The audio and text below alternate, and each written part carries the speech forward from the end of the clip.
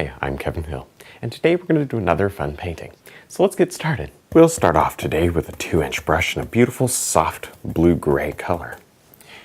And this is going to be a very interesting sky. So we'll start here at the top and drop in a very small amount of this blue. Maybe a bit right there, up here somewhere. Mostly just across the top. There we go, that's probably enough. And maybe reload and maybe throw a little down here. There we go. Next, with our filbert brush and a nice little bit of white, let's go ahead and let's drop in some clouds up here. Some beautiful soft white areas to the clouds, the highlight. There we go. And you see I'm just allowing this color to blend down, and there's very little paint, of course, because this doesn't work if you put a lot of paint down. There, and I'm pretty much just blending with the filbert. We may come back with a bigger brush, or we may not. We'll figure it out later. Just depends. Added a touch of pink just to change it up slightly. Not much, just enough to give it a little warmth there in the center. Most of the sky, or the top at least, is going to be these beautiful, soft, fluffy clouds. Nice. Take them right off the top there. These are big today. They look very, very windswept. Now, as you can see, I've done our normal sketch on the canvas. So now I'll take a 2-inch brush, and I'm just going to take some of the color that I've already applied. I did this with the filbert. I'm going to just brush it around.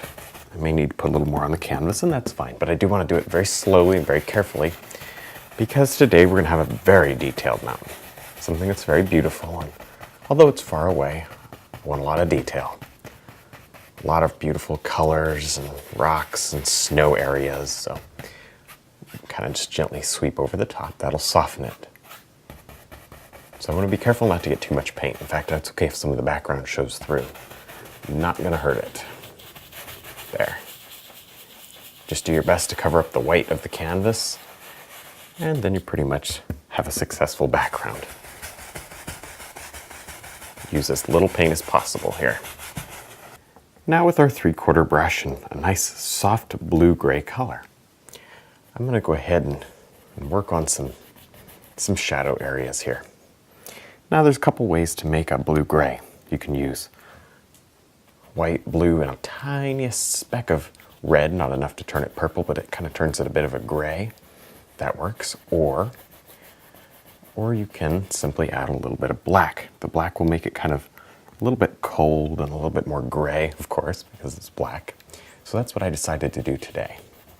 Got a little bit of blue, white, a speck of black. And I'm using the 3/4 brush.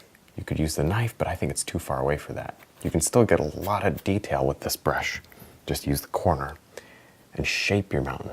Use the angle of the brush strokes to create the shape, because there's going to be very little highlight, in fact maybe none, on this back mountain here. Very, very little. There, I just set a tiniest touch of white out on there just to change it, but not really a highlight so much. We'll have a highlight on that one for sure. There. Remember, you can put in dark rocks and things if you need to separate some areas. There's a dark rock that really helps to provide contrast. With our 3/4 inch brush, I'll just load up the same blue and white and a touch of black. And just load a little bit on each side. And also I threw some trees in here. The reason is because it would be very, very silly to paint in the entire mountain only to cover up half of it with trees. And I knew I wanted these big old birch trees.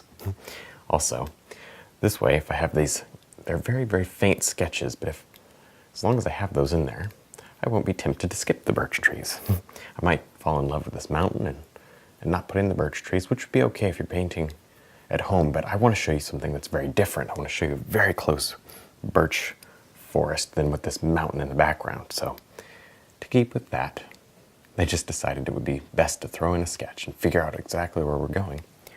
And that way we won't waste a lot of time painting in a mountain. You can go right over the sketch, that doesn't make any difference. I just don't want to put much time in that spot.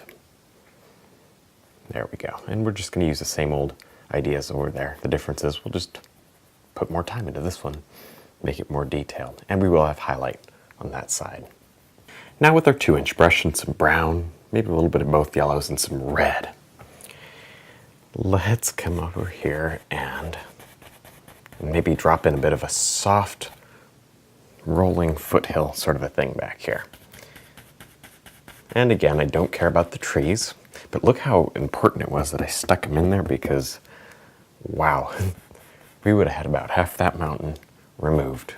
Would have been a big waste of time, because it's not easy to get every little crack and bump in there exactly how you want it. There's always something, you know. You paint in a brush stroke, you step back, you take a look at it and see if you like it. There's always something that stands out. So you go back and you change it until you're happy. But that takes time, so I didn't want to go throughout the whole painting, the whole mountain doing that, only to cover half of it up. I changed, put a little bit of red in here just to give it a different feel. A little black in here. There we go. Maybe this valley catches a lot of sunlight, so it'll have trees. We can see the top of trees. And there won't be so much snow. That'll give us a great effect, I think. And then maybe in the foreground we'll have snow. We'll just see how it all goes. Next, let's go ahead and drop on some beautiful little tree highlights back here. That's basically all this is, some very distant trees, and oh, it's beautiful. These are autumn colors, and I really think this will warm up the painting. Like I said, for some reason, this little mountainside, this little meadow or hill back here, catches a little bit better light. It's a little warmer there than in some of the other areas in this valley, so that's why we have not so much snow here. There's probably a little snow on the ground, but all we see are the top of the trees, so we're not worried about what's on the ground over here. There, I like it. Now with the 3/4 brush, I'm just going to block in some beautiful shadow areas here. You see I'm just using a nice soft blue color, and I'm adding them in over this white underpainting I just put down. And there's so little paint on here that I could probably paint, well, 3 or 4 highlights before this got too slippery. So keep that in mind when you paint. Really limit the amount of paint, and you'll have such a better experience. And you could throw a little bit of this color back up in those trees as well to make it look like there's just a touch of snow sitting out there, because it's so snowy here, we need some back there as well. Now with our 3/4 brush, I'm just gonna begin to highlight these beautiful birch trees out here. I'm putting the highlight on the right side, of course, because both the shadows and the mountain tell us that that's exactly where the light's coming from. It's a very interesting painting. I don't think we've ever done a birch forest quite like this, so I'm really excited to show you. Be very careful and touch lightly so that you almost get that breaking texture like you do in a mountain if you paint it with a knife. You want that same texture out here, so touch lightly. Allow the grain of the canvas to show in the bark. That'll make it look just that much more detailed. Now let's go ahead and drop in these beautiful dark areas that the birch trees have. I guess this is where the bark is peeling off, something like that. Not a birch tree expert, but they sure are pretty. So if you don't know exactly how they're shaped or what they look like, grab a photo or two and just familiarize yourself with the tree. It's not at all difficult to do, but when you paint them this close, you do have to have a generic idea of how they should look. There. You can do all sorts of amazing details. Since they're this close, you can't over detail a couple of these close ones. As much as you do, it'll be great. Now these back ones, we don't want to go overboard on them, because that would bring them too close. All right, well, I think we're done. I had a lot of fun. I hope you did too. Don't forget to check out my website, my DVDs, and also my brush line. And thanks for watching.